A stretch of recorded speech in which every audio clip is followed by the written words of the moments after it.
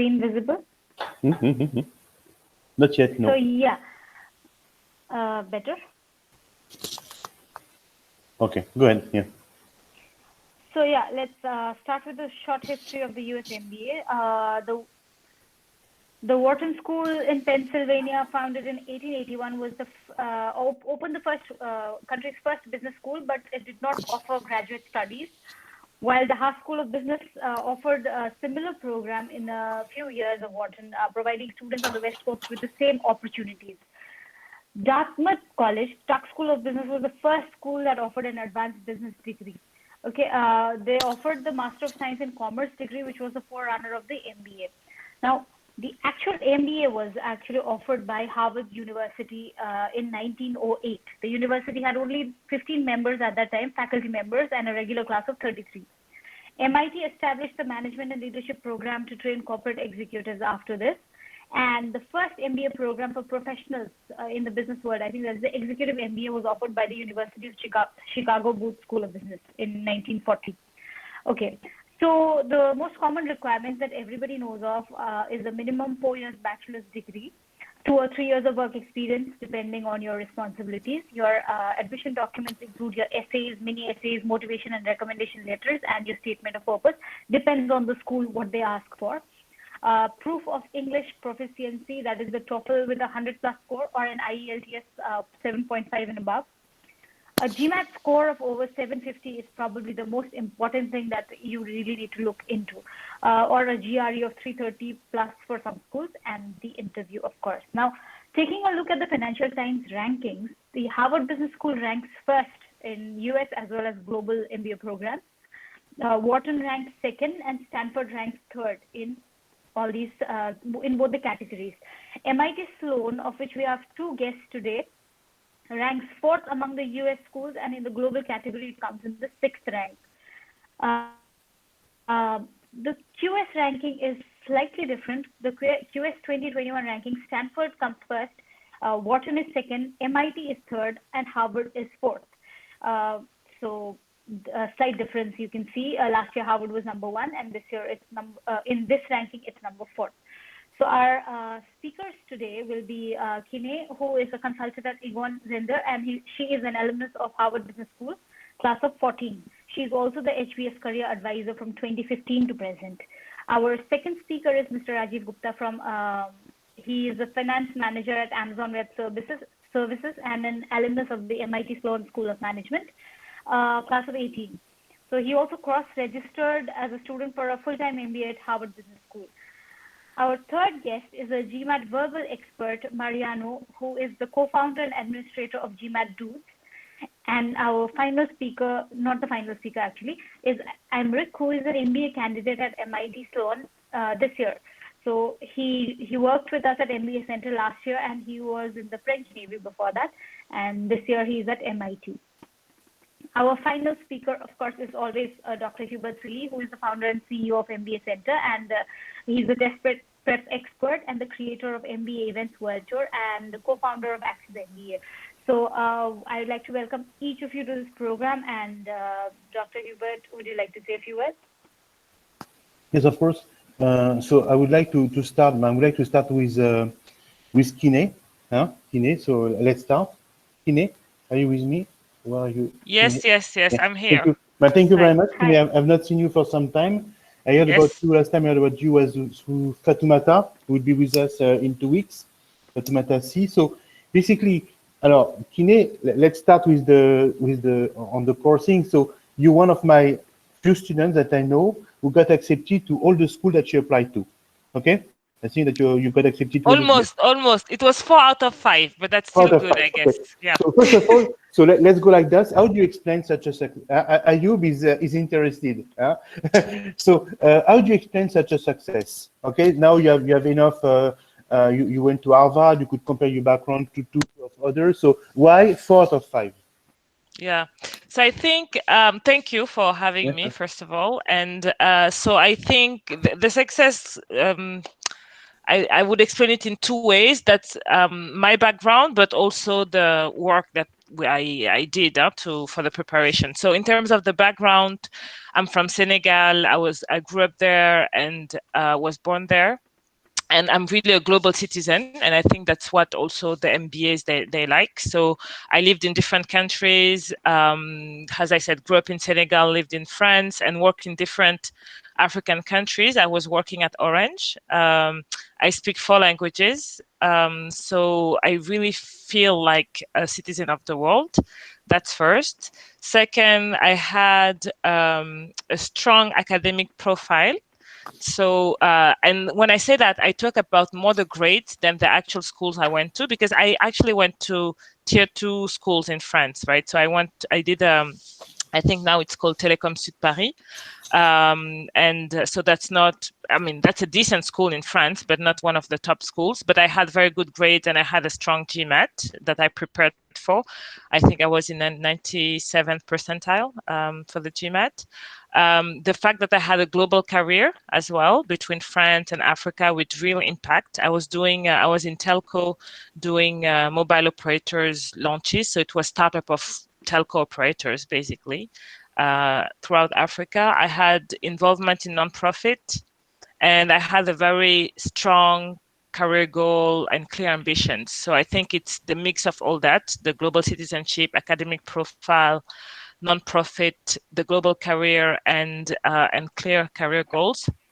But I think above all, really, it's about preparation and confidence. What I've seen because people from the MBAs, they come from very different backgrounds. Some of them are super impressive, and some of them are pretty normal people, I have to say. And I feel like I'm more part of the normal people side. And I saw the MBA as a marketing exercise. So you're the product, and you need to package that product. And to package it well, you need to understand the school's DNA, understand what they're looking for. So we did extensive work with Uber at the time to understand the spirit of each school. It was not copy pasting from one school, from one application to the other. It was really about presenting yourself in a way that the schools could recognize. So for me, what really made the difference, it was the preparation with, by the way, MBA Center. So yeah. Okay, so that's the thing that you have, and I think that you gave a pretty good summary of what you have done. So tell me, Kine, when you started, you had already fairly good education. Why did you decide to add on the top of Telecom Paris Sud something else? I remember that you were working for Orange, you were doing pretty well, you were going to be married, or you are married, you seem to be on the right track. Why suddenly have you made such a move? So it was really to accelerate my career. It was actually a meeting with my boss that kind of sparked that, because my boss told me, basically, you're great, you're one of the greatest assets here in the firm. But I think, and I asked him about my career opportunities in the company, and he told me, maybe you'll become one of the managers in 4 years. And I was like, this is not going to happen. So I looked at different options, and the MBA was actually one of them. So with my husband, I was indeed married at the time. With my husband, we decided to, have that project, to have a 2-year break for me, not for him, but it's a family project, and expand the type of opportunities I could have. So it was really to boost my career that I decided to do that. Yeah. Okay. So I know that now you have 2 kids. A question that I have for you. So did you have one of the kids during the MBA or after the MBA, or how have you managed your personal life during the MBA? Yeah, so my first son was born during my second year at Harvard. I was actually pregnant throughout the second year, and he was born 2 weeks before graduation and 1 week after the final exam. So I had my computer on my big belly doing my exams, I remember, there. And actually, I think maybe one message for the people who might already have families, etc., is that the school, at least Harvard, but I know many of the other schools, are very supportive. There is a support system. You can have access to resources and information. And there are many married couples, and I mean, it's not the majority, obviously, but there are many married couples and people with families. So it's really, I mean, people shouldn't be worried about that. It's definitely feasible. Really feasible. So yes, but that's quite impressive. I know a girl who got who got the first child just before starting the MBA, which is and she went to IMD, and you know IMD is very demanding school, so I don't know how she managed, you know, getting. I think the kid was born for Christmas, and she started the MBA 1 week after. So I never had a child. So I have kids, but I'm not a woman. Must be something. Yeah, but what you have to understand also on that, on having the actual child on campus, is that you have a very good healthcare system if you have the insurance, and the insurance is mandatory for all students anyway. And because my second child was born in France, I can tell you that it was much better to give birth in the US than in France. Really? So it means that you have one child who is American. One of your yes, children he is is. He is. But he's the only one who's American in the family. In yeah? the family, yeah, and he keeps telling us that. So he's a real American. He's a real American, yeah.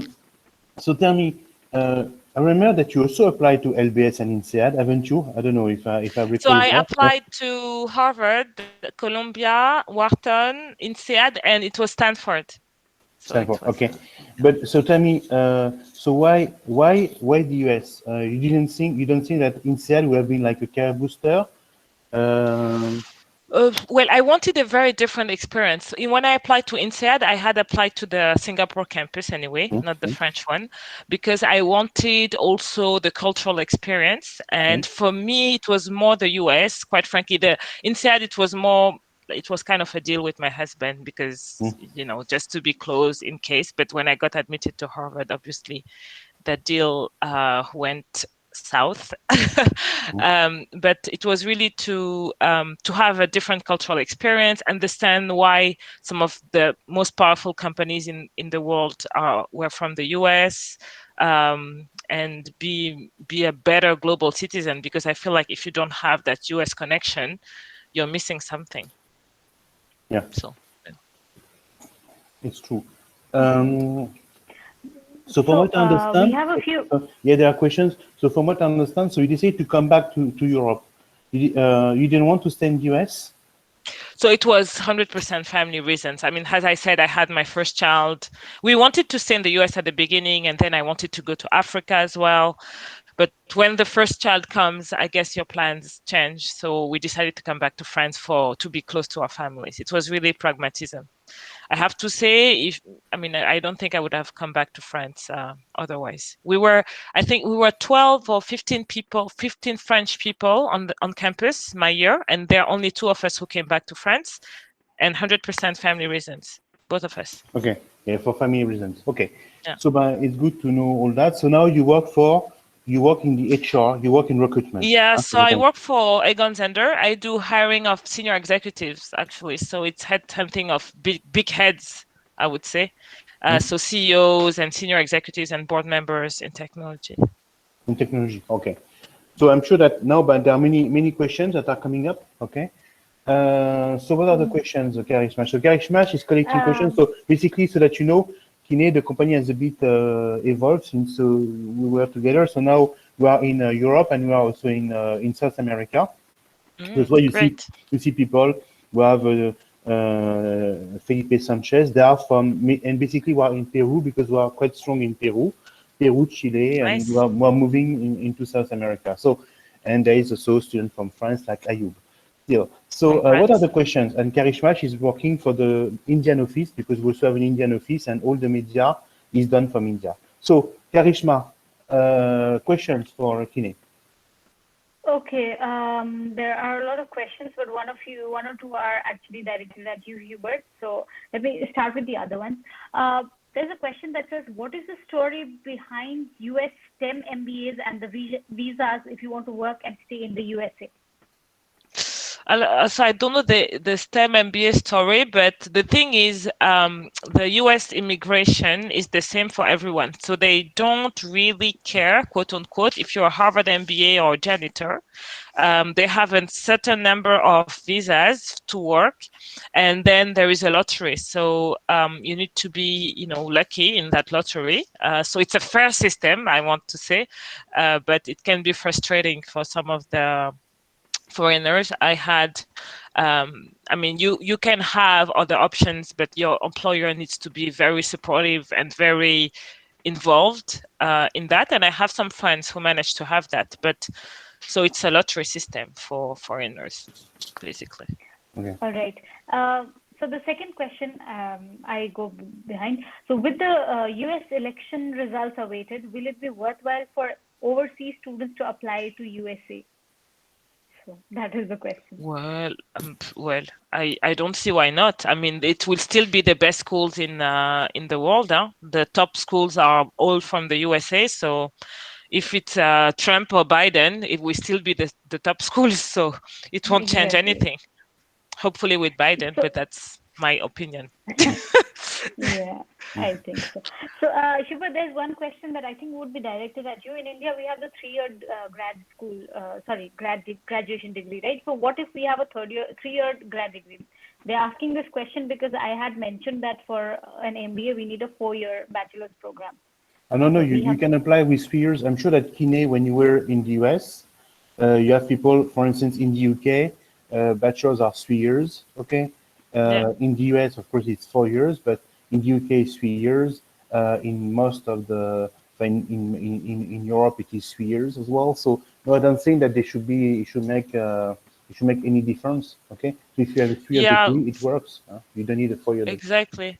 And I think the difference I just saw is that maybe they will ask for more professional experience, but it depends, because you still have at Harvard, you have the 2+2 program. You can apply just after school and come back after 2 years of professional experience. So I think you should just check, but I don't think it's an issue. Yeah. It's not an issue with that, but you need to have work experience. You need to have at least 2 years. And I have very few students who have studied with 2 years, except the Harvard 2+2. But as you know, Kine, now the Harvard 2+2, what we call deferred MBA, has become very common now. So Wharton and Stanford, MIT, Columbia, Chicago have a deferred MBA now. Yeah? Okay. Karishma?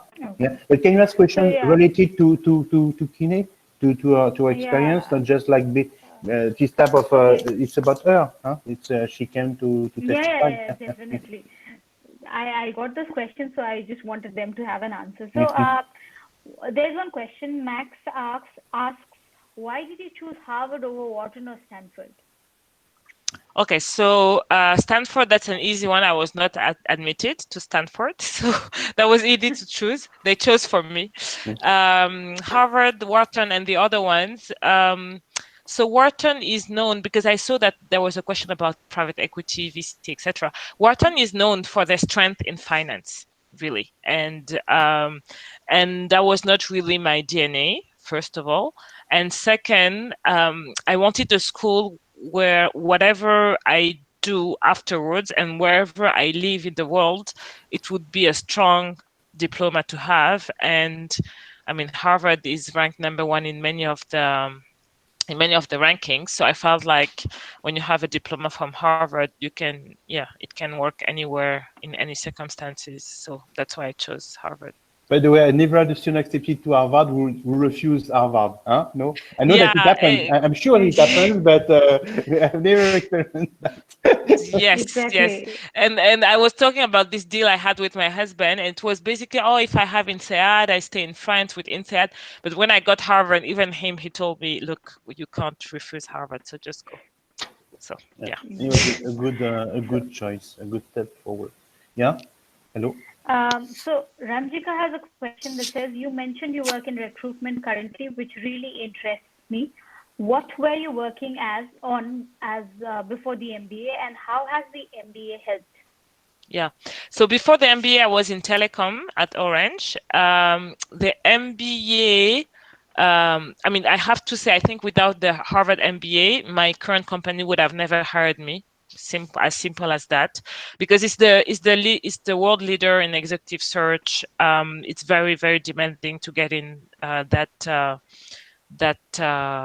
company, and there are many MBA graduates. Actually, the MBA is kind of mandatory to get in Egon Zehnder, and we have many Harvard graduates there. Even the founder, Egon Zehnder, is from Harvard. So the MBA helped in that way. But the MBA also helps me in my day-to-day job, because it helps you think strategically about different issues at very high level. And I'm working with senior executives and CEOs, and all the cases that you do it's about that. So so it helped. Yeah. All right. Okay, yes, because we have a, you see, Kine, we have a student who is from India. We did not follow because we had the seminar with Indian students before, but maybe she had a class. So she's in a recruitment like you. She's Indian, and she works in the United Arab Emirates, but not at your Okay. level. But and she wants to create a company to foster, to foster the mobility of women coming from emerging countries. Okay, Nice. I like that because, project. yeah, especially that she's from India and she has seen the problem, but yeah, you could talk together when she is getting accepted. Karishma, other question? Yeah. In fact, her other question is, was the role at Orange recruitment as well? The previous. Not at all. No. It was a business role. It was a business role. Yeah, I didn't say that. And actually, at Egon Zehnder, we have this. We never recruit people from HR because we want people to understand the business issues of the client. So yeah, no, I was not close to HR at all. Yeah, you were in project management before. Huh? Yeah, exactly. Project And I was management. doing those mobile operators launches in Africa. Yeah. Africa. Okay, I see the question about the financing. No, did you? Yeah, Were maybe you about the financing. So basically, the question that I have for you, Kine, did you receive an offer in terms of financing? As I don't know, Wharton or Inside given you an offer and that you refuse? You say I prefer to do so it Harvard because was. Yeah, it was Colombia. Colombia, I remember they sent me with the acceptance letter. They said we're gonna give you $24,000, and if you accept straight away or something. I don't remember exactly, but there was an offer with that. And so when I refused Colombia, I was a bit scared because I was like, oh, you're gonna give up that, and this is significant. But actually, at Harvard, there is, and all the schools have that. There is financial aid for everyone, and it's not, I mean, some of it is need based, but some of it is also merit based, and they have many aids for many people. So they have, aids aiming at French nationalities, aiming at women, aiming at African descent. I mean, many types, aiming at people from financial professionals, etc., etc. And at Harvard, I actually got, if I remember correctly, I got $36K a year. So that's a lot, right? So or 34, I don't remember. So around 70K for the 2 years of financial aid. So that was quite significant. And then, especially for the people in France, there is a special loan that I think it's Société Générale gives, a 2% loan that's super interesting as well. So yeah, basically the MBA finances itself. I think I paid back the MBA 1 year out of school, or 2 years after school. So it was pretty quick. You have a question because you're my student. You scored 740. I think that you can turn on the micro, Ayub, if you want. So Ayub is, I know him well because he's a student from France and he's my student. So he scored 740 and he's from Morocco. So he has a good chance. He's African like you. So Ayub, a question for Kine?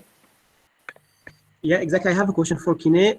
So I would now to what was the key factors that made the difference in your application, especially for Harvard? What was the special thing that made the difference?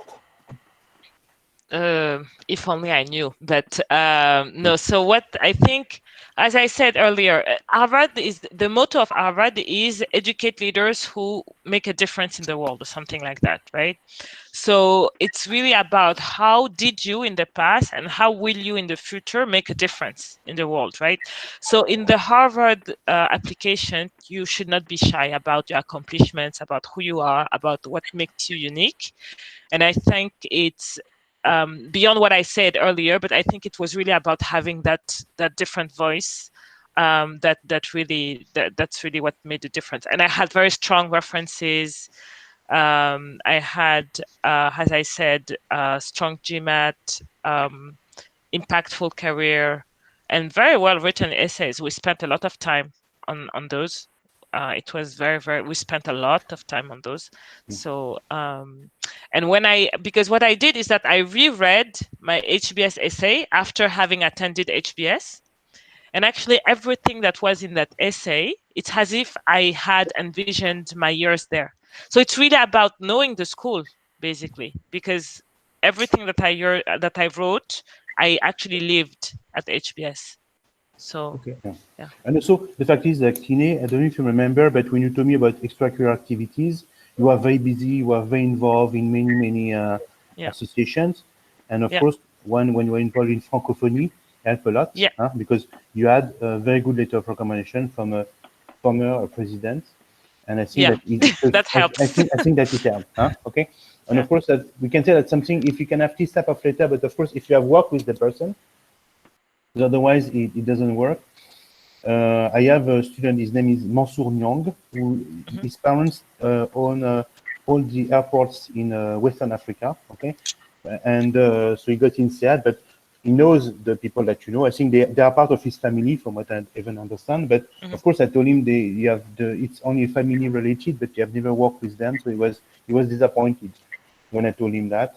But yes, it helps. So the fact is that I think the big strength of your application is that everything is good, but plus she has social abilities, she has abilities to build a network, and that's something that you could see in the application. So that's what her strength was, probably that. Okay, and when we talk to Fatoumata about you, we have a common friend. She's my childhood friend. Okay.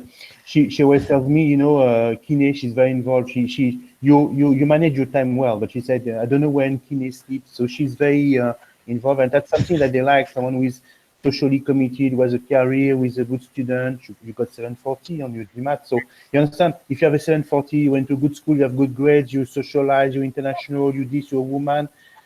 It helps. Okay, so she had everything perfect, and I think it's a very fair point, because they're not looking for people who are just good in their career. They're looking for people who will be good citizens, right? So you need to be involved in other stuff as well beyond your career, because if you're involved only in your career, then they will think that when you go on campus, you will be involved only in the academic stuff, and you won't be doing all the clubs and all the conferences, and it's a lot of work. So So last question for Kine, because she has 2 kids, she has a job, she has a husband, she has 2 kids. She has they're over there, pounding on the door. She organized a dinner probably tonight. That's what Fatoumata told me. She told me, Kine, she is always organizing dinners because for a job, understand? So last question for Kine.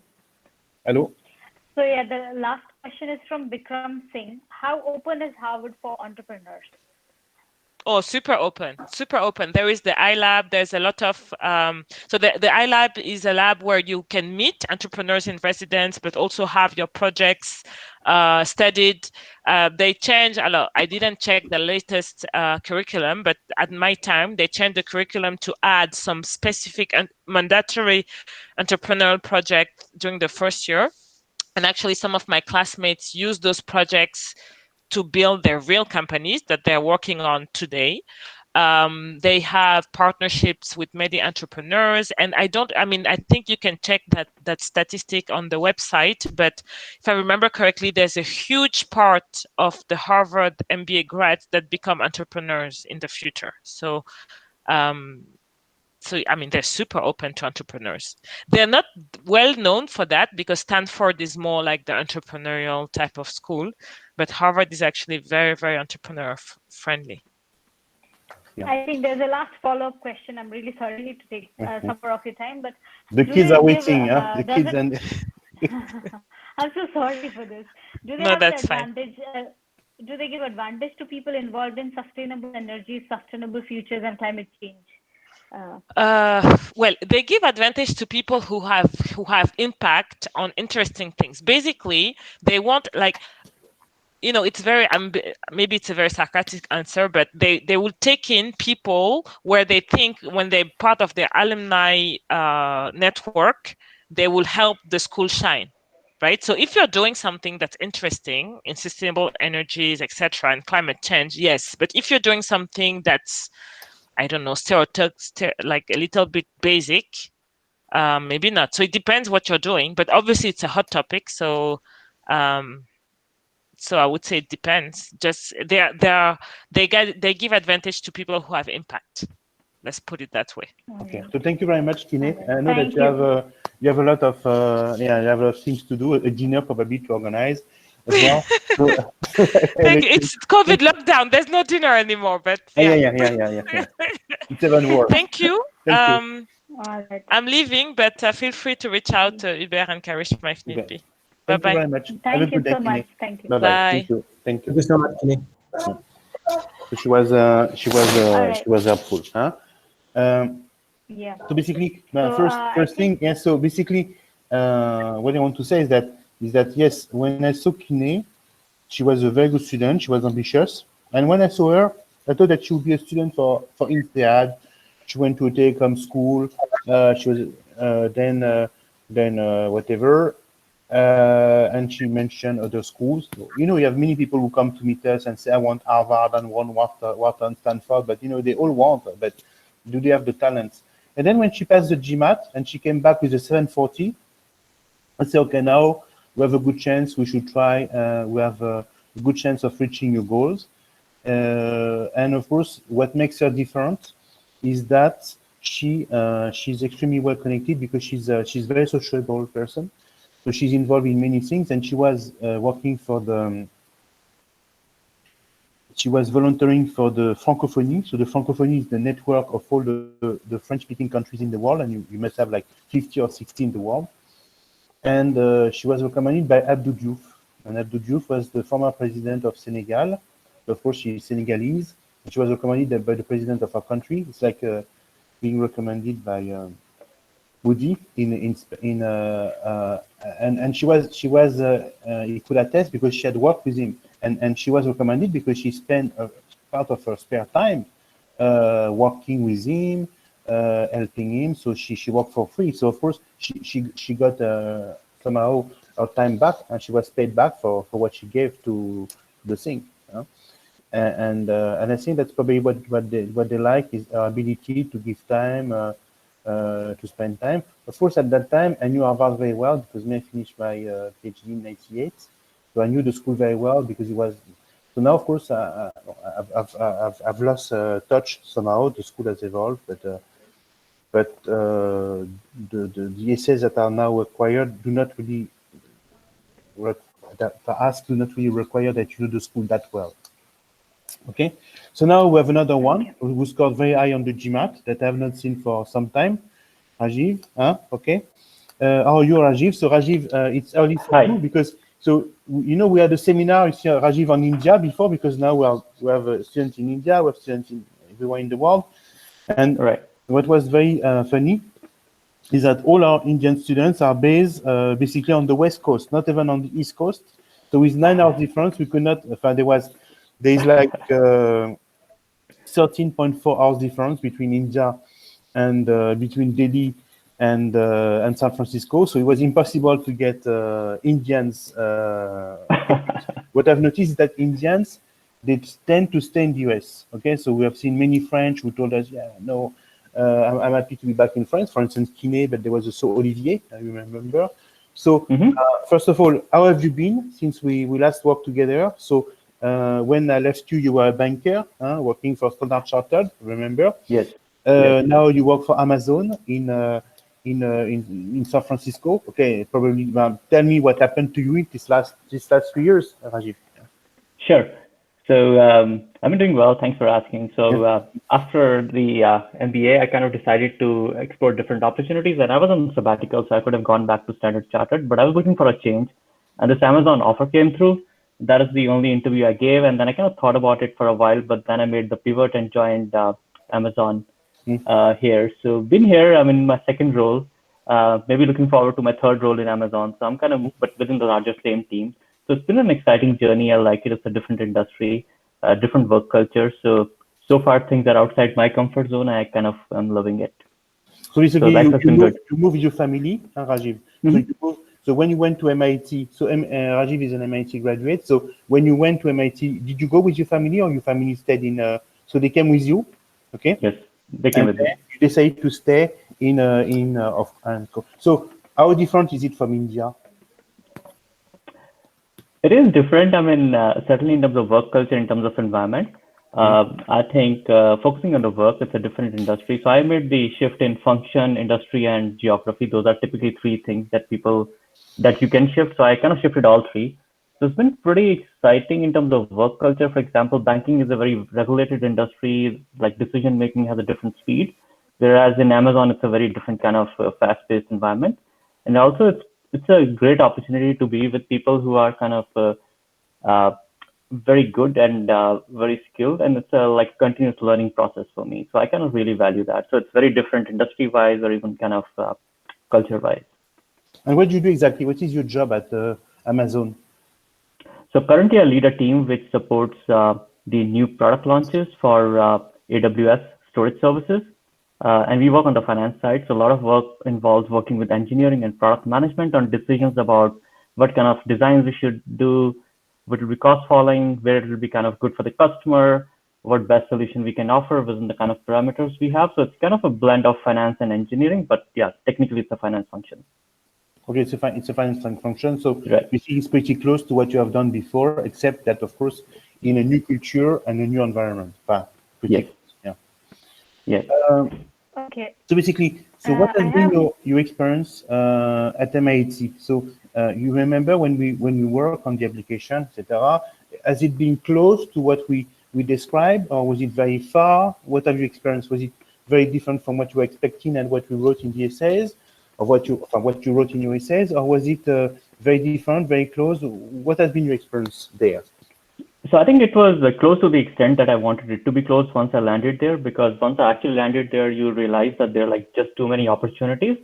And the biggest challenge that I had was like, how do I kind of choose what to pick and what to leave? So that was the biggest challenge. So one of the focus that I had was to learn more about technology and entrepreneurship. So those things were very rock solid in MIT. And there were a lot of opportunities that I kind of worked on. And eventually I decided to pivot off to a job and not start my own company. But from an opportunity perspective, I think it kind of even exceeded my expectations, and also kind of the collaboration. So I wanted to also learn more about things which are not finance. So like I focused my time at MIT on learning things which are not finance. I did not take any finance course, like an extra course of credit, because I thought I had a decent background there. So just kind of taking time out of work to just reflect and develop skills which are outside like what I had been doing. So it was pretty good, and the opportunities and the kind of people I met and the network I developed, I think it kind of exceeded my expectations. Okay. A question for you, Karishma? Yeah. So, hi. I was going through your LinkedIn profile, and it mentioned that you have a postgraduate degree program in rural management. So what made you shift from that to an MBA from MIT?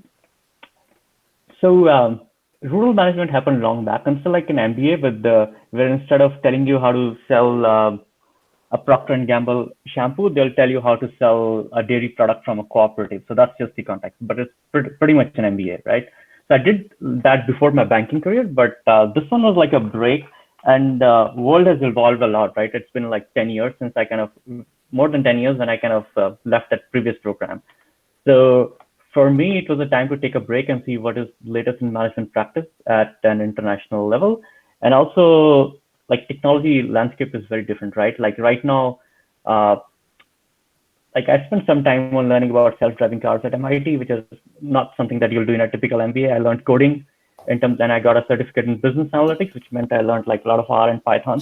So for me, it was a seismic change. So like world has changed a lot. So that is the motivation to go back. All right. Okay. So Vikram has a question. Sorry. So what would you comment about MIT Sloan Fellowship program? This is someone with more than 10 years of work experience. That is the question. What is your comment on MIT Sloan Fellowship program? So MIT Sloan Fellowship program gives you different options. Like you can pursue an MBA degree, you can pursue an MS. That's the one by writing a thesis. That's something you can decide once you land there. It's a great program in terms of learning, in terms of opportunities. It's very, very fast paced, because compared to a 2-year MBA, it's 1 year. So you have to really be sure what you want to do and what you want to leave behind, like I said earlier. Overall, a great learning experience, a great opportunity to build an international network and go to the next stage of your career. There are great resources like skilled coaches for executive kind of coaches who kind of help you cover your blind spots. So it depends on what you want, but I think it's a very rock solid program, and that's what I did. If there's more specific nuance that you want to kind of talk about, I'm happy to, but that's my high level assessment. If I had the opportunity to do it again, I would. Let me put it that way. So the continuation of the question is like, what is your comment from a career prospect, a fellow program in comparison to a full-time program?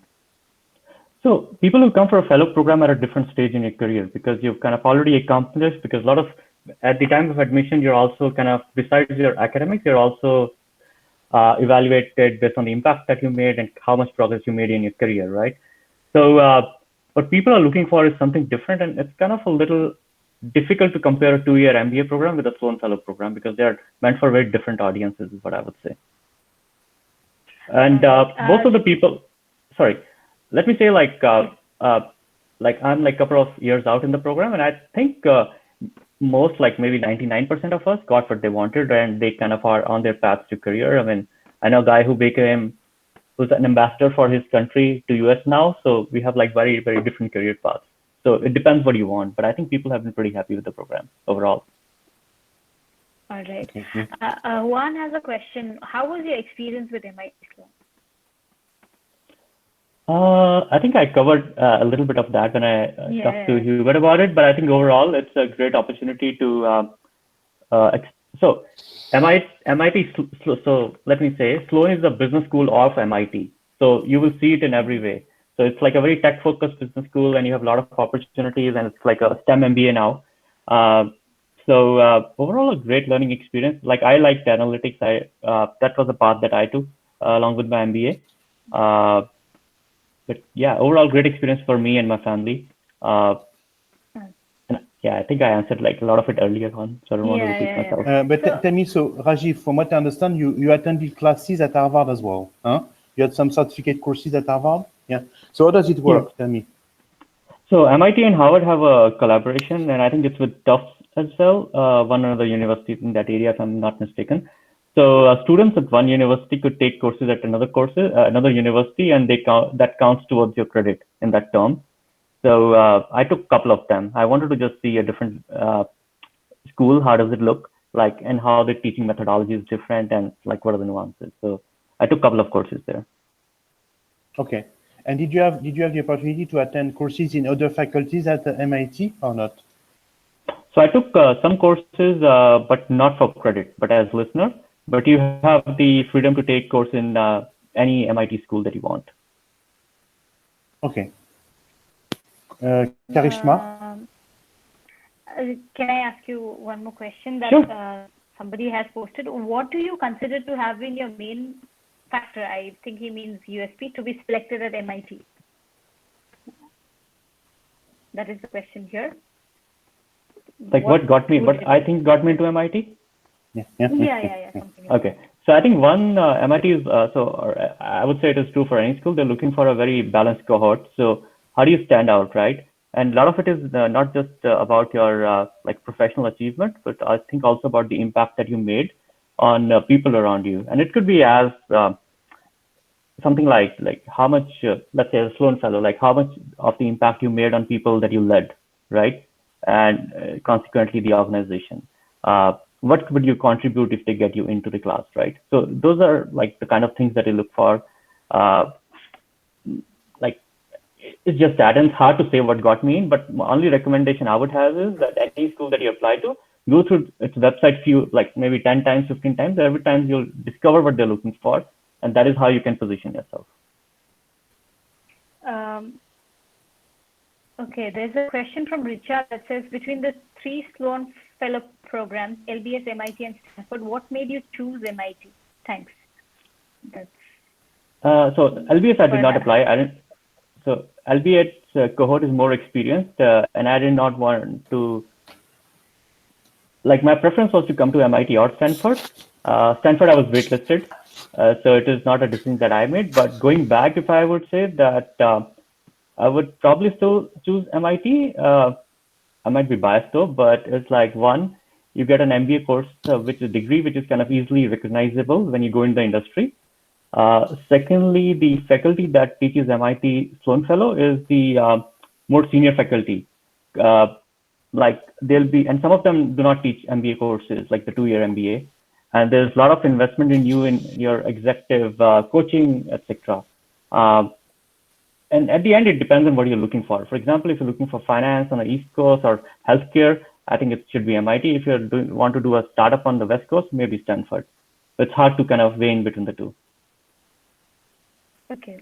I think one of the chief questions that many people have asked almost everyone who has come to the panels is that how do you finance your studies? Like as a youngster with less savings, let's say, how do you finance it? So I did not move money from India. I just took the minimum required for sponsoring my family, which is like $15,000 or $20,000. I took a student loan at MIT. So Sloan Fellows, the program does not have too many scholarship opportunities, like $10,000 or $20,000. And they're kind of not need-based, but they're like, hey, if you're like somebody from Africa, or if you're like from Korea, like different people are sponsored. So some of my classmates got the scholarships, but I forgot to apply. I'm sorry. Okay. Okay. But do you know of any of these programs, scholarship programs? Anything that you could recommend?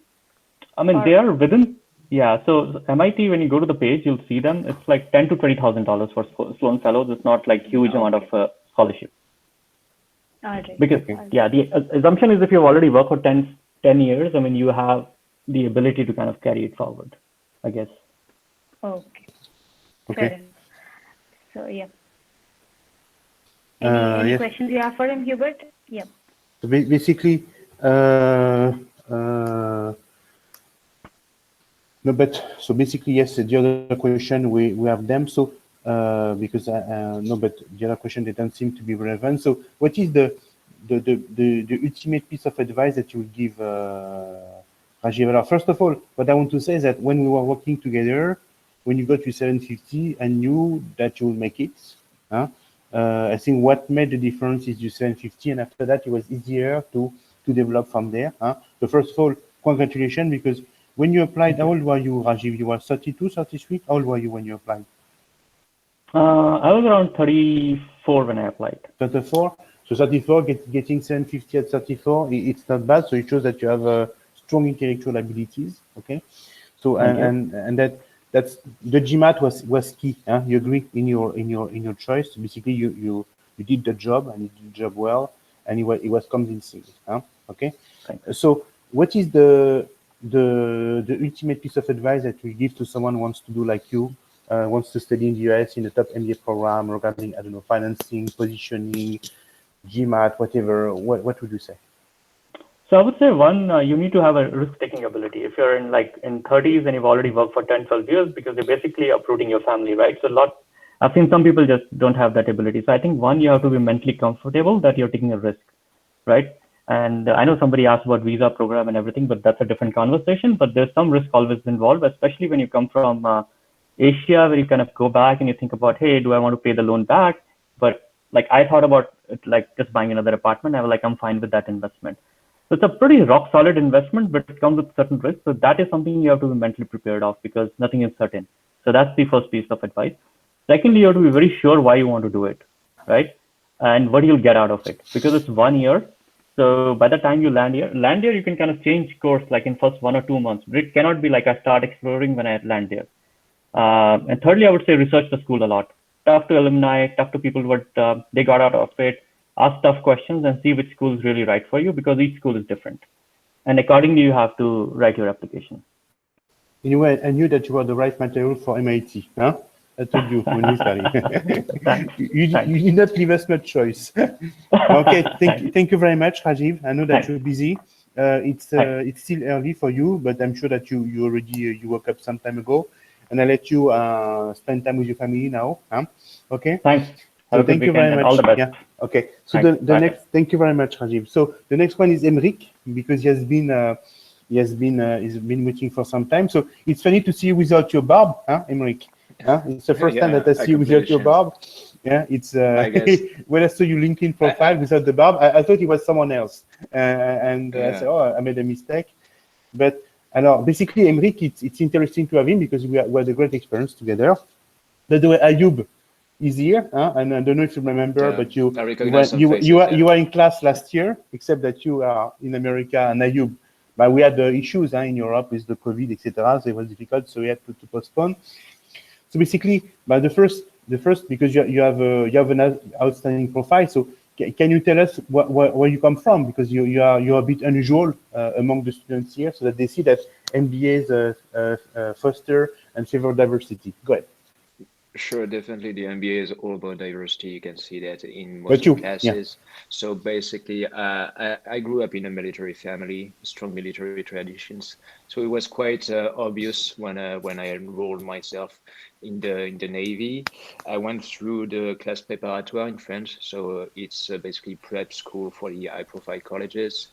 Then entered the French Naval Academy, and then I spent 9 years serving in the French Navy, mainly on fish ships and submarines, and also done a bit of intelligence. And I finished as a liaison officer at the U.S. headquarters in the Middle East.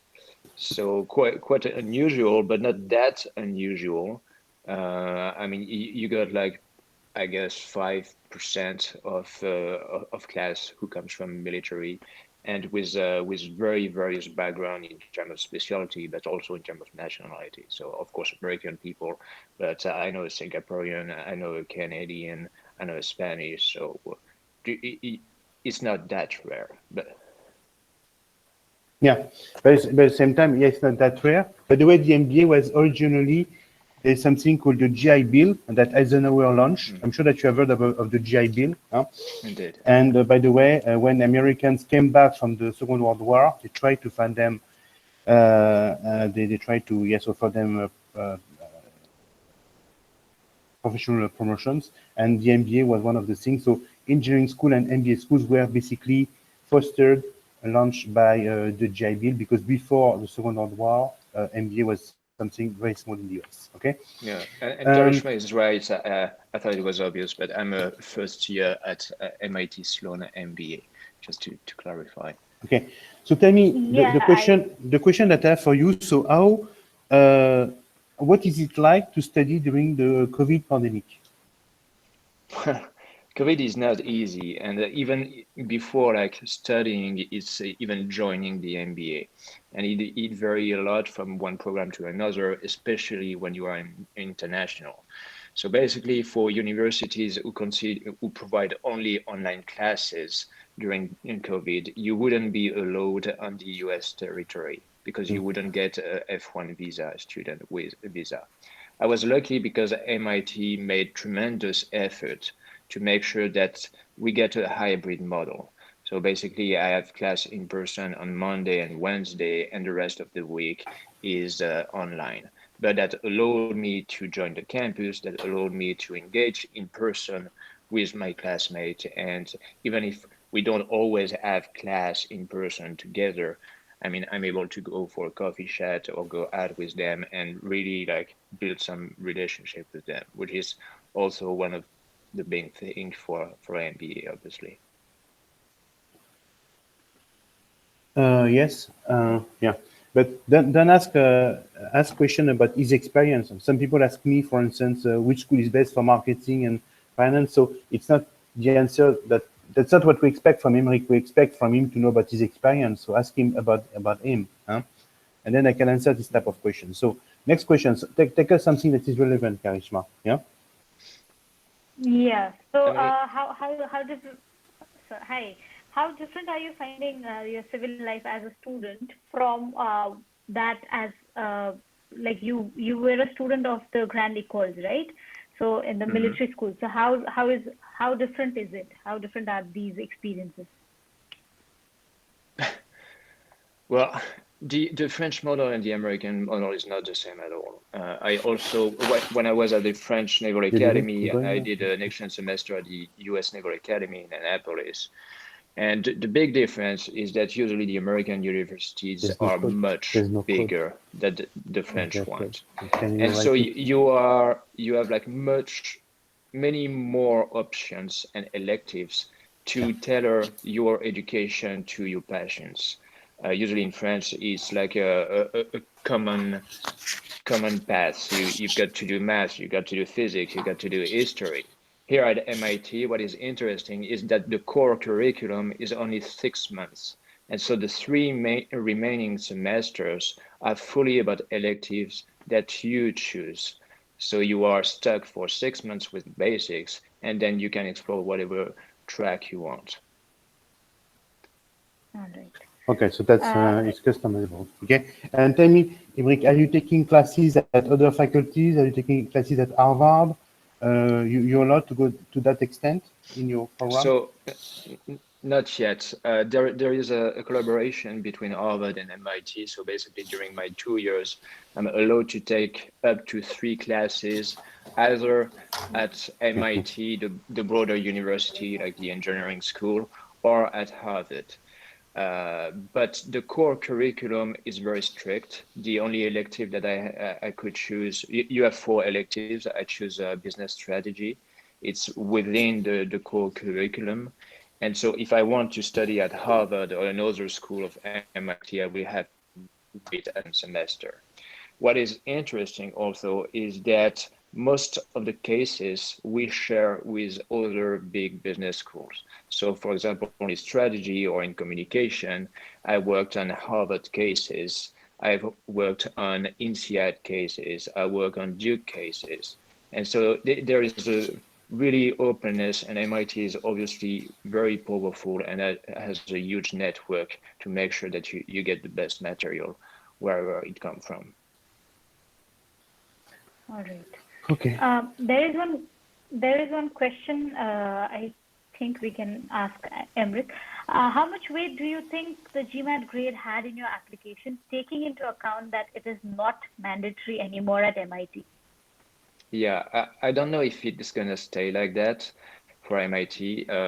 Personally, I don't support that, but that's my personal point of view. The fact is, if you consider, for example, joining consulting, which is very selective, and you have no GMAT, well, you will have to pass the GMAT because it's mandatory. It's an evaluation of your intellectual capacity in which way. But if you're not interested in consulting, now is definitely a good time to apply if you think that GMAT is dreadful. But I don't think you should be afraid of GMAT. I mean, if you got a good coach, I mean, here they're very experienced with that.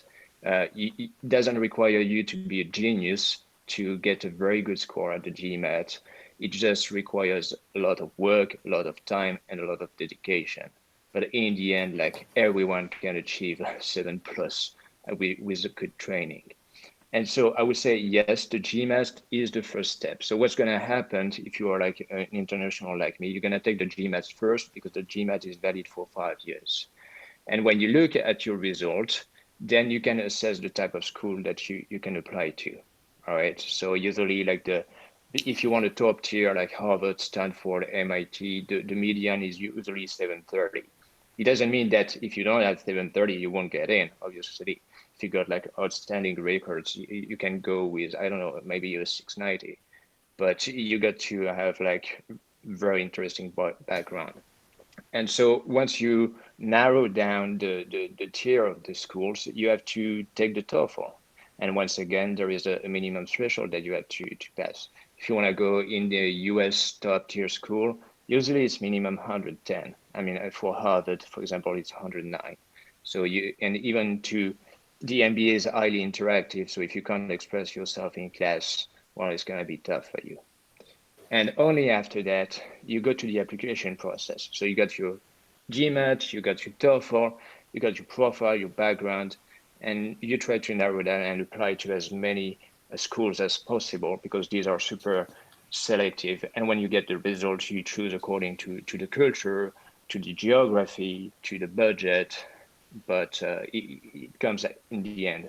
Well, that was actually my reasoning. Another question, Karishma? Yeah, how many schools did you apply to? Sarah asked this question. Yeah, so basically I took first time the GMAT. I got 50. I did it by myself. I got 50 on the quant part, but I was super bad at the English part. Then I trained like for a few months. That was quite difficult. So because I was in the military, so I would go out on operation, then come back, study. But in 6 months between operations, I've been able to raise my GMAT to 750. So basically, I was above the highest median. So everything was open. And so I decided to go for the top tier schools. So what they call, like most of them, the M7. So I applied to Harvard, Stanford, MIT, Columbia, Wharton, INSEAD too, which is not part of the M7, and Yale, which is not part of the M7, but which is super interesting, but because they are growing like extremely fast. So out of these 7 schools, I got MIT with a scholarship, I got INSEAD, I got Yale with a scholarship, and I was on the waiting list of Wharton, but I didn't fight for it because I got MIT, so I was good with that. Yes. How did you feel, by the way, Emeric, when you see the score that you got, because you got 750 on your GMAT, and yes, and that you see that on the third round of some schools they were accepting people without GMAT, etc. How did you feel? Don't you think there's an issue with that? Because don't you find it's a bit unfair? No? And how do they select students now? That's really my personal feeling. I think that the GMAT is a minimum threshold. And since these classes are all about diversity, you want to make sure that everyone who is here is actually here for a purpose and because they have the same capabilities as you. Then, I mean, usually the admission offices and they do an amazing job. So even if they don't have the GMAT, I'm pretty sure that they will be able to narrow down the candidates to those who are like high intellectual capabilities, high openness, very interesting experience. I'm not really concerned about that. But I mean, GMAT or not GMAT, it shouldn't be a concern for you. I mean, if you apply to an MBA, well, you got to prepare for it. I mean, it's not going to happen in 1 or 2 months. And the GMAT shouldn't be an obstacle because it's very, very manageable. Okay. There's one more question that says, why did you pick MIT over Yale? Well, the thing is, so I kind of relate to my French background. In France, it's quite easy. You go to prep school, you pass a national competitive examination at the end of the 2 years, and the first guy, well, he chooses the school he wants to apply, the second one chooses, the third one, basically is by ranking. And usually it's quite easy to choose a school because the ranking of the school in France is quite obvious. You got Polytechnique first or ENS, then you got Central, then you got Means, etc.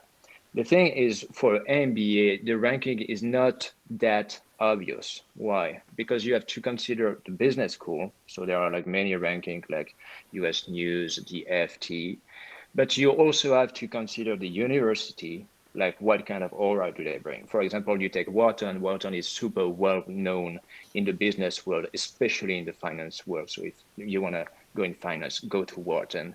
But Wharton is the business school of the University of Pennsylvania. And also the UPenn is an Ivy League, so that it's very well known in the US. It's not well known in Europe or in Asia. I mean, I can be wrong, but it's not as strong as MIT. So Sloan, for example, is more known for tech, for data, for fintech, for operations.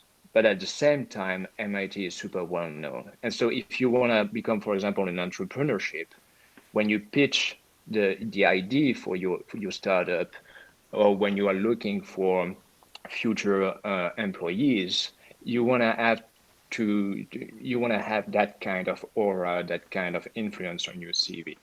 So consider the business school, consider the university, also consider the budget. I mean, let's be honest, MBA is super expensive.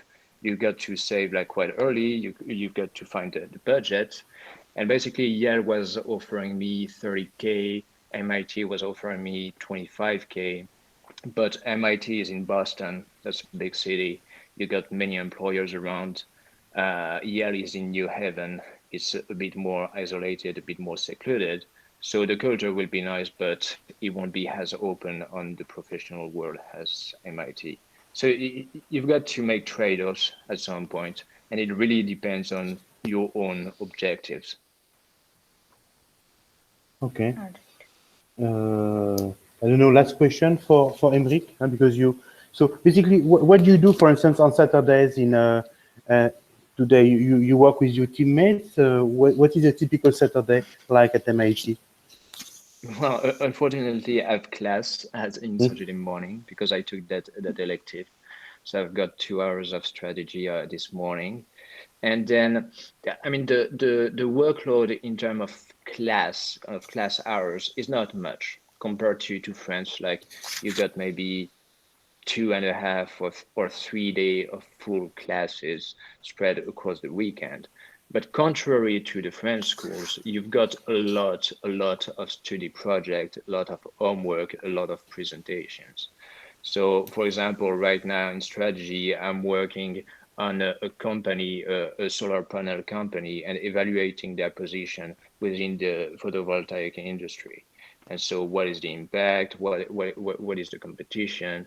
And then you try to put yourself in the shoes of a consultant and to come up with recommendation about how to take over the market. That's the kind of exercise that you do. But we also have, for example, data analysis. So it's about like, for example, the use of the blue bikes in Boston. It can be also healthcare stuff, so the probability of success of a drug. So it's very practical and applicable to daily life. So basically, you broaden your knowledge at the same time that you're doing the cases. Okay. All right. Any other question? Yeah. I just have one final question. Any advice to young people who want to get into MIT? Any advice, anything that you've learned over the past year? Sure. I mean, I guess I'm sorry, but I have no trick and no secret. It required times. You've got to be dedicated. You're gonna put in time. You're gonna put in your money because you need the right material. You need the right coach, and then you need to finance the MBA. You need also to be smart about your studies. I mean, your time is not unlimited. So when you actually working on the GMAT, working on your application, make sure that the hour you spend while they count is not for nothing. So be productive, be smart about the way you study and you prepare. And the last thing is you need to, I mean, you go to business school to be a manager, to be a leader. So act already like that. Drive your cases as a leader. Don't rely just on your coach to tell you what to do, what to say. You are the one in the game, so you set your deadlines, you organize your work, and then you seek help. But you don't let other people drive your case. All right. Yeah. Thank you. Thank you, Emric. Thank you so much for your time. I think if Hubert has any other questions. And it was very nice to see you, Emric. Yeah. So when will you be back to France? No, you cannot, because if you come back to France, they will not let you in after that. What is the situation? Yeah. No. For me, I'm very lucky because I got a student visa and a national interest exception. So basically, I'm like a normal student. I can go back and come back. It shouldn't be a problem right now, and that's because MIT made, like as I said, tremendous effort to make sure it was a hybrid model, and so that it was a matter of national interest that we are on the campus to follow our classes. Okay, and thank you very much. Have a good day. So great classes, and anyway, we are often in contact. So keep me updated, Emric. Thank you. Sure. See you guys. Thank you. See you. Thank you. So now we have a lot of people. So basically, now we are going to let the expert talk because so we had Kine, we had Rajiv, we had Emric. So basically, we have a lot of South American students there. Basically, maybe before we ask Mariano to talk, are there specific questions, not about Emric, whatever? Do people have questions about MBAs in general that you want to ask me? that I need to answer? Hello? Can I ask you some of the questions that they put in, but we're not relevant to the people there? So there's one question. What is the most, I'm sorry, my computer is hung. What is the most relevant MBA program for veterans or something like that? There was this question. For veterans, okay.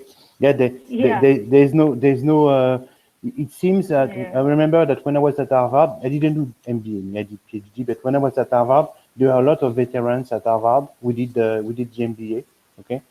So it seems that Harvard has a lot of veterans, okay. Because yes, Harvard, for instance, knows that when you leave Harvard, you'll have some type of power, and a lot of employers like veterans who studied at Harvard because they can have key positions and they are reliable. So I've seen a lot of veterans when I was at Harvard, and also what you have to see, one of the reasons is that Harvard also has a school of government called JFK School of Government, and you have a lot of people who take 1 year off to complete a master at Harvard while staying in the army, okay? Or people who have left the army and they want to work for big international organizations, and Harvard is a good thing. So Harvard has a lot of veterans, yeah. Okay? But there are others probably. There's another question that says, which schools are the best for marketing and advertising? Well, the best thing, we always say that the best one for marketing and advertising is Kellogg. We say, it is true that when I see my students who go there, they do very well. By the way, Kellogg, for information, has an MBA with lots of electives in marketing, and they also have a master in marketing. They have an MMI. So they have a master in marketing that they can also follow. For instance, if you're 22, 23, less than 25, you can follow the master in marketing from Kellogg. Yeah. So they have a specialized master in marketing, and there are not that many among top schools. Yeah. Next one, before Mariano to talk. Yeah. So Mariano, what school is best for suitability? So the best school it should be it's Berkeley School of Business. For sustainability, it is probably the best school. is very recognized for that, and so is Berkeley. So tell me, Mariano. Thank you very much. And we have a lot of students from South America. So basically, you know that we are a European company. So most of our students study at INSEAD, HEC, and LBS, and few go to the US. What is the breakdown in Peru? What is the percentage of students who go to America? And so how many go to America? Almost most of them, or what is it in your country? A good question. Actually, that was reported by GMAT a couple of years ago, and roughly 80% of Peruvian students prefer to go to the US, especially to the top 10 universities. Okay, and 80%. Well, the other 20% prefers to go to Europe. That 20% prefers LBS, followed by INSEAD, then ESA in Spain, then HEC Paris, and lately I've been getting a lot of calls for people who want to go to ESMT in Berlin, also ESMT, Rotterdam. Okay, RSM, yeah. Yeah. Okay. And why? So basically, what is your experience? Because people have a lot of questions on the GMAT. So basically, you have to see, and those who attend the webinar, that the students that you saw, who are my students, so they score pretty high. So Kinesh is scored 740, Rajiv is scored 750, and Emric scored 750. Right. Okay, so the average is 746. Okay, so basically, what is your experience? Are high scores also required from South American students, or is it less demanding? What is your experience? I don't know. Well, actually, it is very competitive. Business schools are still looking to diversify their programs, so they're always looking for South Americans.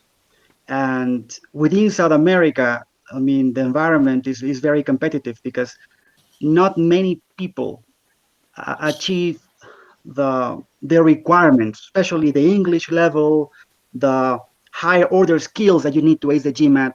So it's a small world. We have roughly, per year, about 800 Peruvian applicants, and the competition is fierce. Now, most of my students who achieve at least 700 plus have a good chance of getting into any top MBA program, with usually with a scholarship or certain discounts. Okay. Now, something I wanted to do, I wanted to make a brief presentation of some things. I want to share my screen if that is possible. Of course, yeah, of course. I know I only have 10 minutes. No, you can take 15 minutes. You can take your time, Mariano. It's fine. It's fine. Actually, yeah. Okay. Actually, Emerick gave a really good summary of many things that I wanted to touch upon today. And can you share your screen? The first one, Mariano, can you share your screen? Present now. Yeah, I'm sharing the screen right now. Can you see it? Yeah. Yep. Okay, so just a couple of things that people may want to know.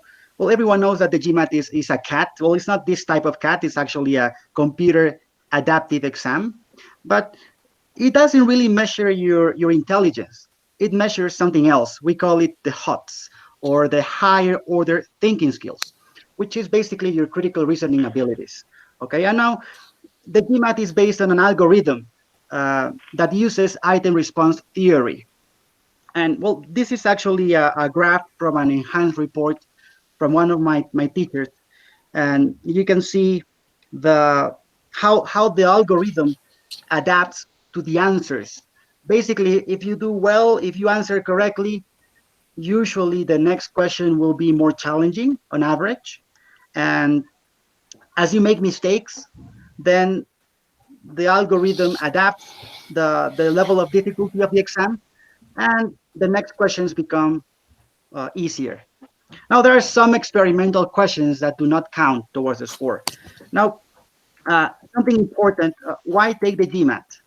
Well, Emerick mentioned something very important that I actually found out a couple of years ago. A lot of companies, especially within finance and consulting, request the GMAT score of MBA graduates, okay? So definitely, if you want to get into consulting or some areas of finance, having a GMAT score is a plus. Now, there are three important things of why you should take the GMAT. And the first one is that it definitely increases your chance of being admitted. And the reason is very simple. There are many studies done that basically provide us very strong correlation between your GMAT score and your success, especially the first year of the MBA program, your academic success. In other words, the higher your GMAT score, the higher will be your grade in the MBA program. Another thing that is very important, especially in South America, is that it definitely increases your chances of getting a scholarship. And again, the higher your score, the more money you get. And it may also increase your salary. So as I mentioned, many top companies ask for the GMAT scores before giving you an opportunity, even before internships. And well, in this graph, which I got from GMAT Club, you can see this tendency. The higher the score is, the higher your acceptance rate, and the higher the interview invite. Okay, now even today, many of my students have been applying to some MBA programs that have waived the GMAT, but very few have been successful. Despite waiving the GMAT, apparently business schools are still giving priority to those who have taken the GMAT and a good score. Just about the structure of the GMAT really, really quickly. We know that there are 4 sections: analytical writing, integrated reasoning, quant, and verbal. But I've noticed that still until now, business schools are paying more attention to quant and verbal. They don't really care much about analytical writing. Integrated reasoning is becoming more and more important, okay? But still, there is no minimum IR requirement in most MBA programs. I've seen a few in which they actually tell you, we prefer at least a 6 out of 8, but there are very few. And something else is, well, this is the score report, as I mentioned. This is actually from one of my teachers. He achieved 47 in verbal and 49 in quant, but he's a verbal teacher, and he got a 770.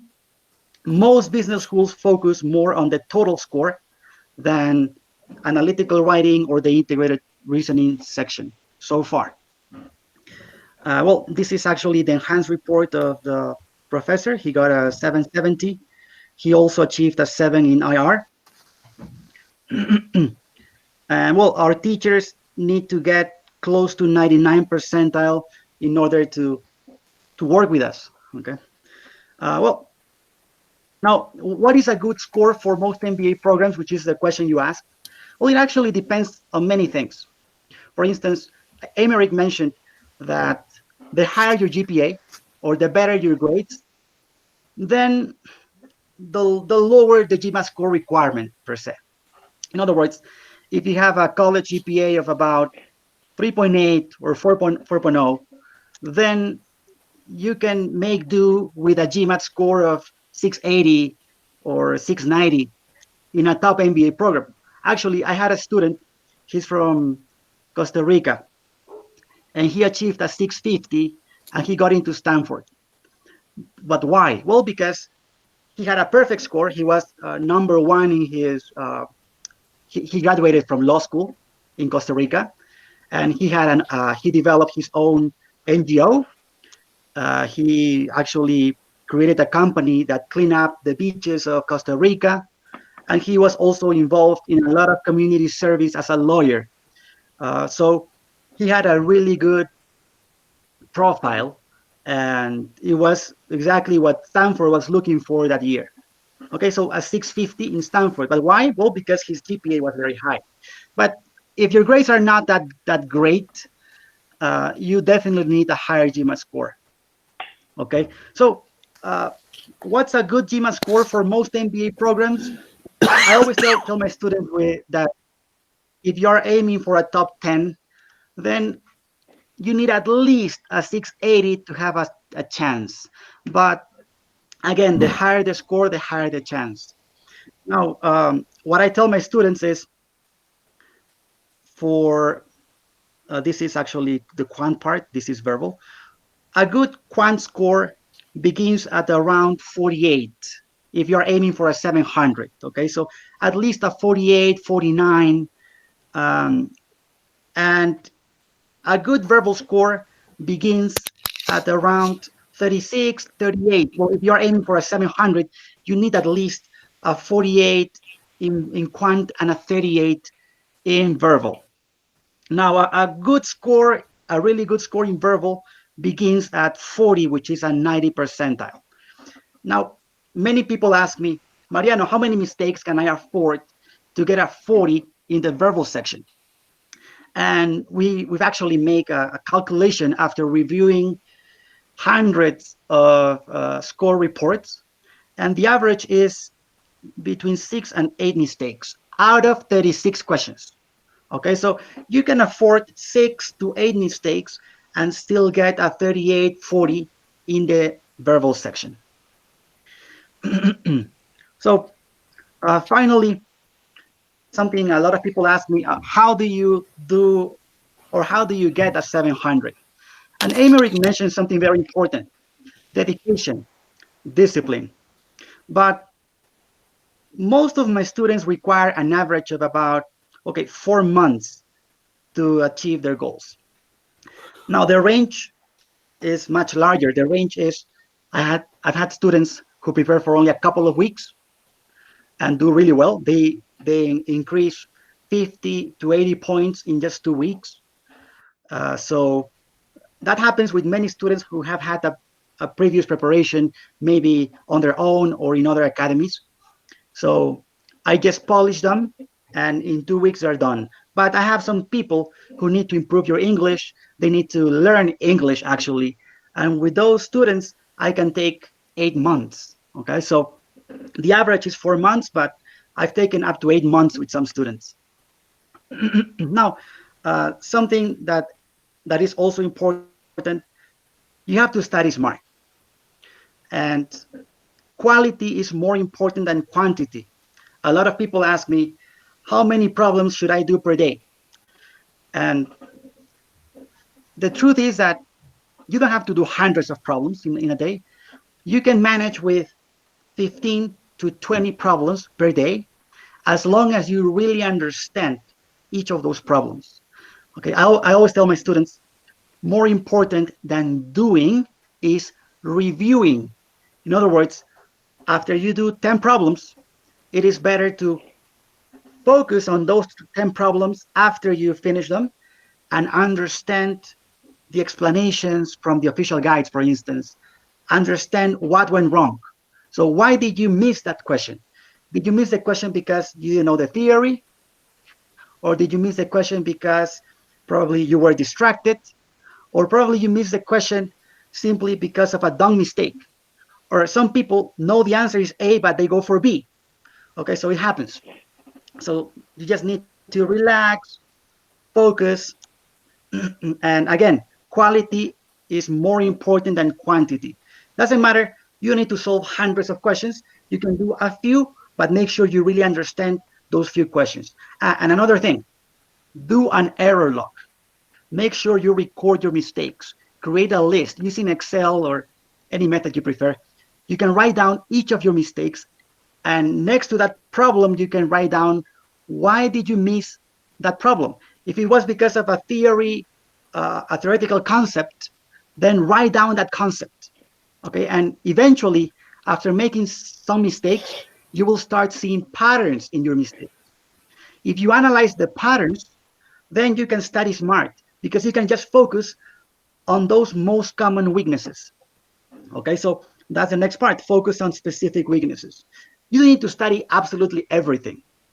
I always tell my students, take a simulation. The simulation will help you analyze your weaknesses and then focus just on those particular weaknesses. Then you take another exam, analyze your new mistakes, and do the same process over and over again until you start getting fewer and fewer mistakes. Ideally, 6 mistakes in verbal and about 5 or 6 in math. Okay, so something important, prepare with official questions. I know that there are many sources out there. You have Kaplan, you have Manhattan, you have Magoosh, you have GMAT, etc. And they're really good sources to practice, but nothing compares to the real deal. Nothing compares to official questions. Okay, why? Because the official questions follow the same format, the same logic, the same wording, the same vocabulary, the same level of difficulty of what you will see the day of the exam. So practice with official guides, also take the official simulations from MBA.com.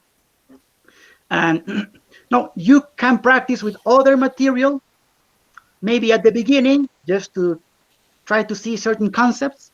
But as you get closer to the day of the exam, focus on official questions. And well, also you need to take many simulations, especially a week before the test. Take at least 2 or 3 simulations just to polish your strategy.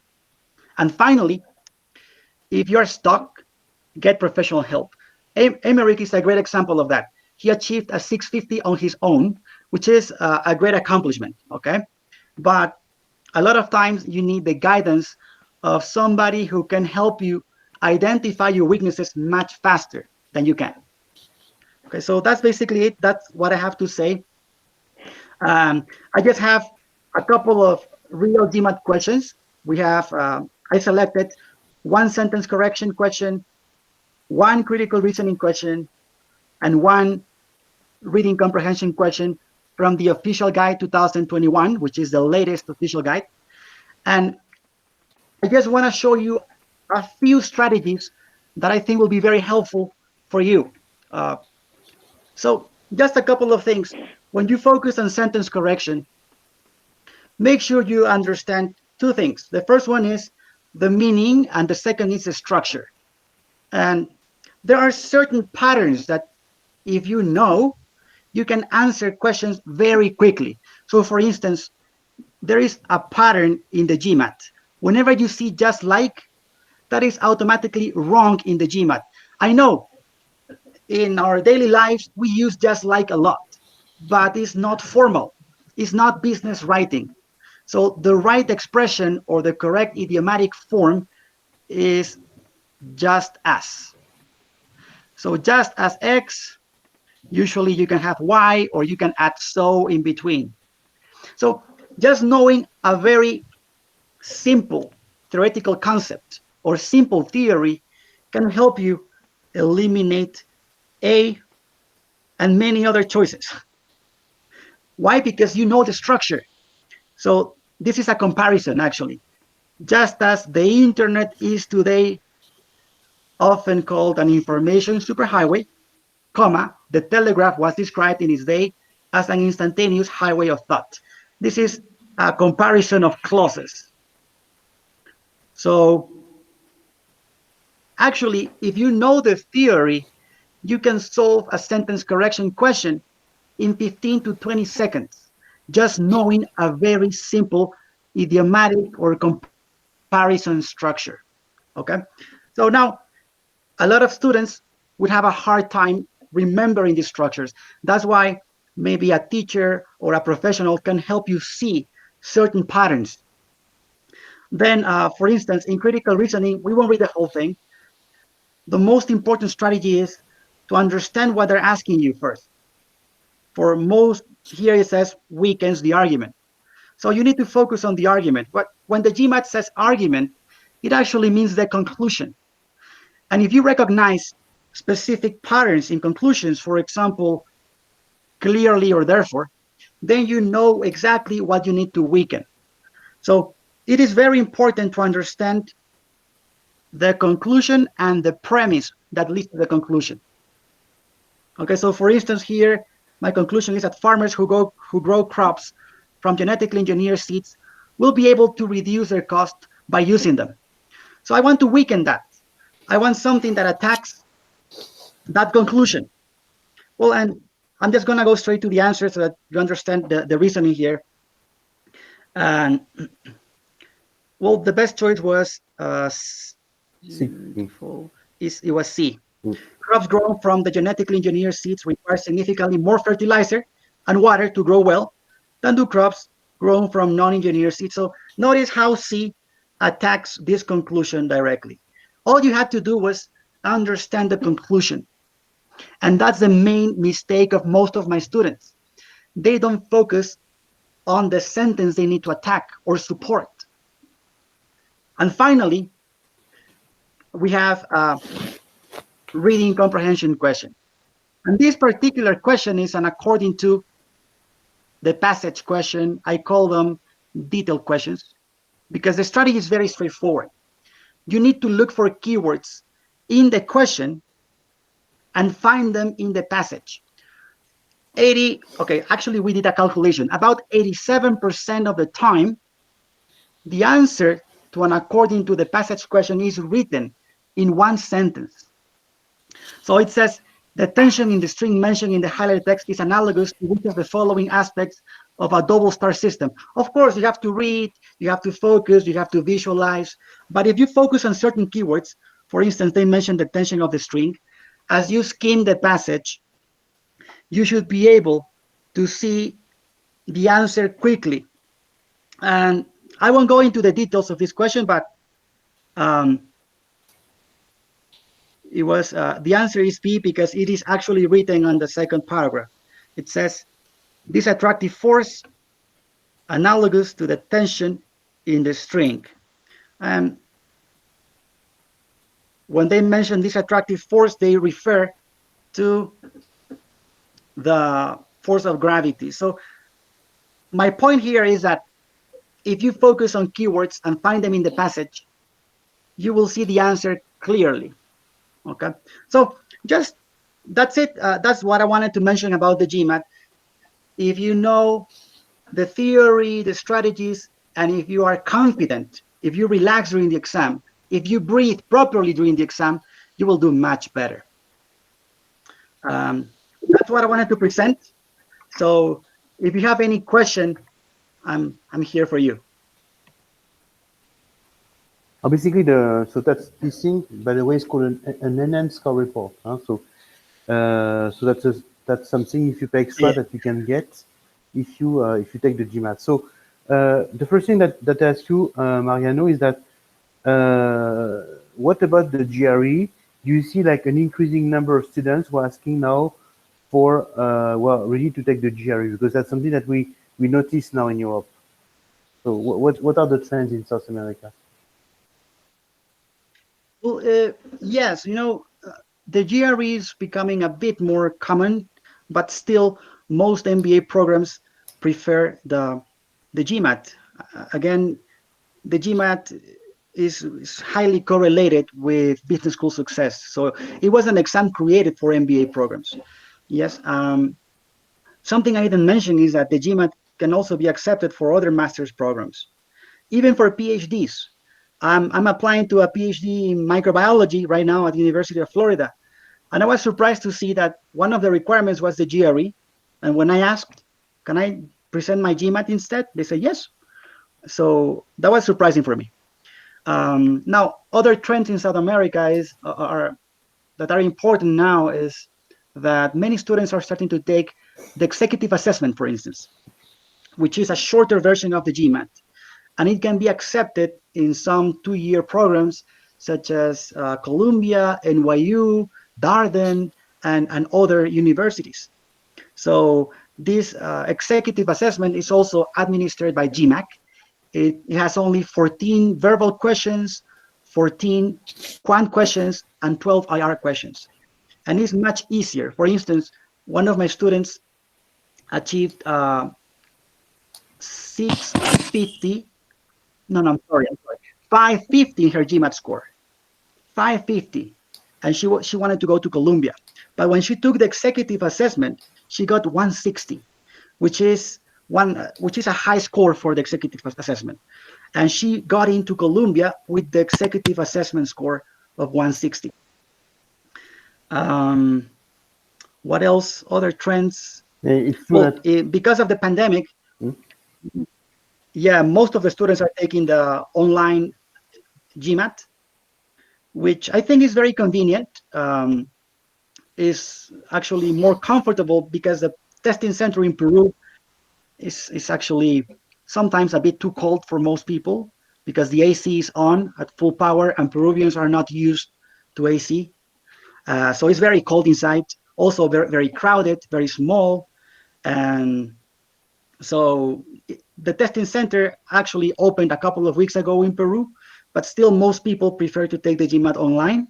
If you have a good connection, a good internet connection, then you can do well without a problem. You can also pick the time of the day. You can give it in the comfort of your home or your office.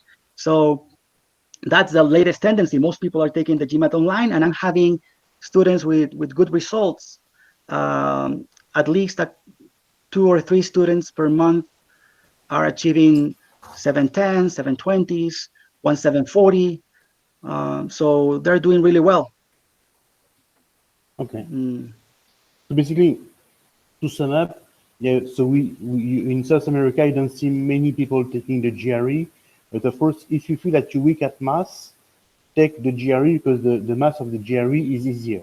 Okay.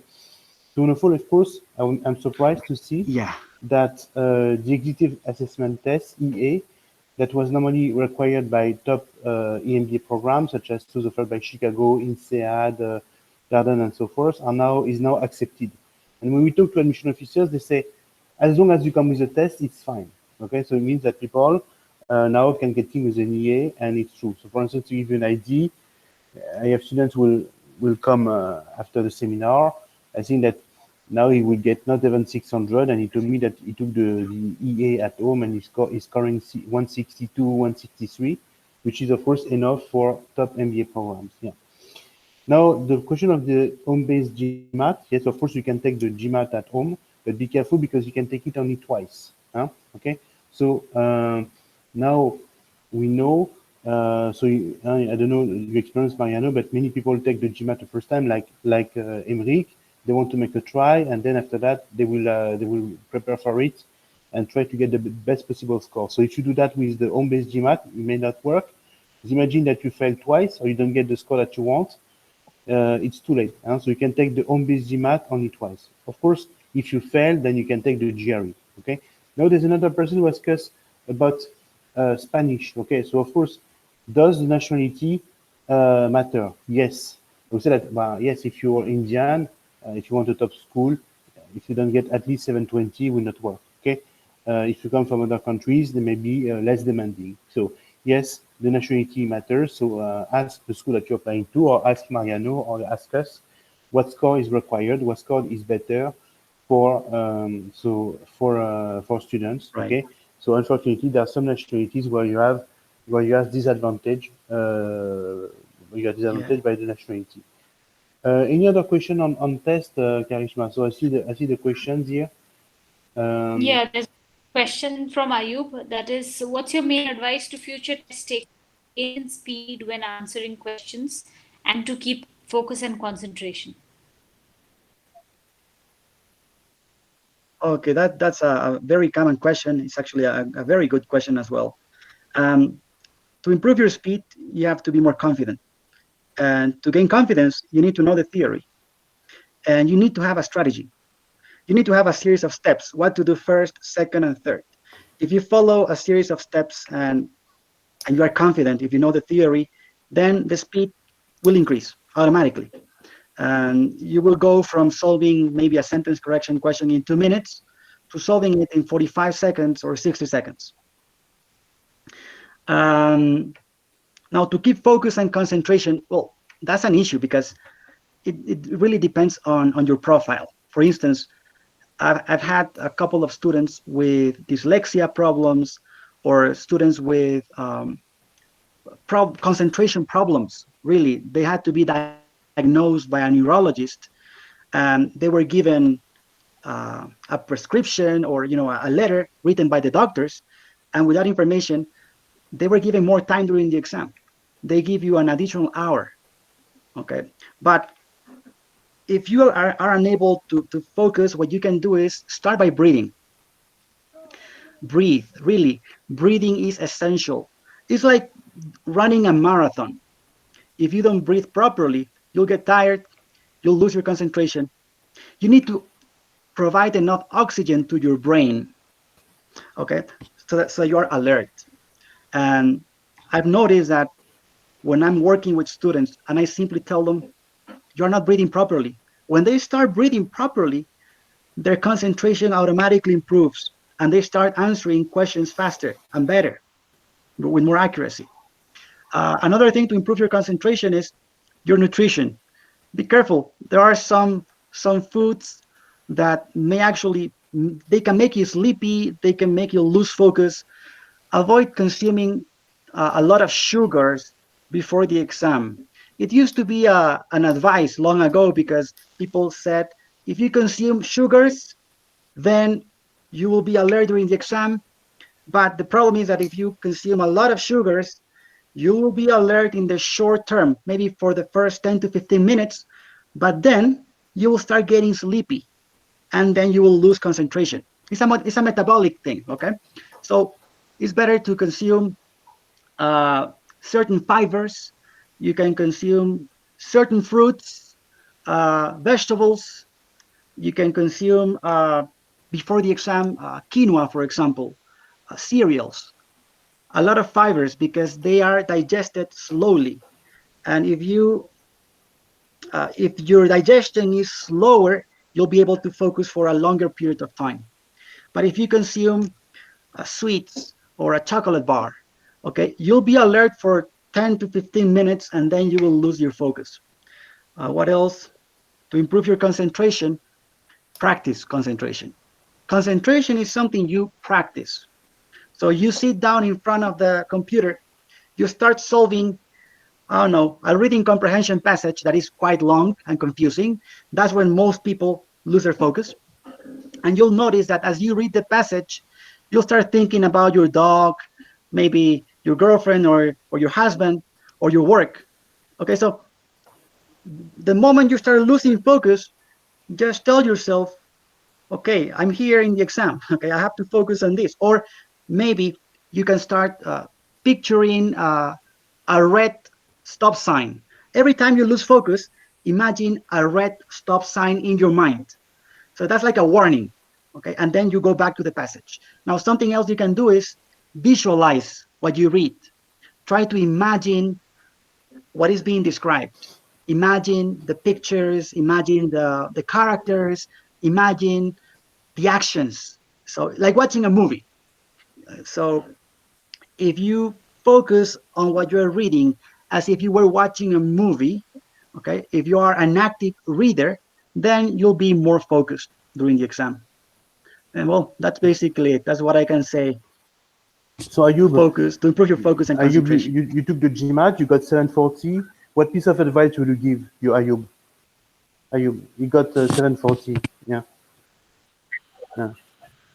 Yeah, exactly. What I have asked this question because I was the question last year, and I have not the answer on this question. My main issue was the concentration and speed. And when I hear the answer of Mariano, so it's exactly what I have found to be efficient and to help us have concentrations and gain in speed. So first is practice. Two is I would say is a strategy. So GMAT is matter of strategy, not of not just of having all the principle or so on. So first strategy, then practice. Now it was I think it was the key factors allowed me to have in my first attempt having 740.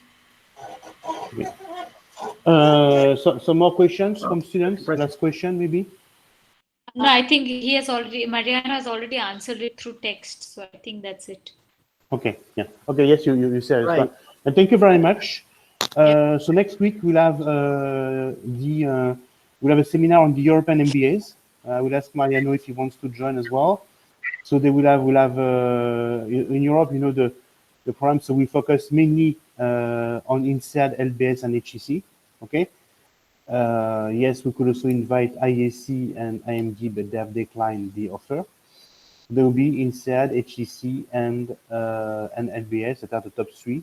And of course, you see that it is much easier to get in, especially for South American students, because there is not much demand coming from South America, and European schools are really eager to take South American students. So it's much easier to get INSEAD as a South American than it is to get Berkeley. Okay.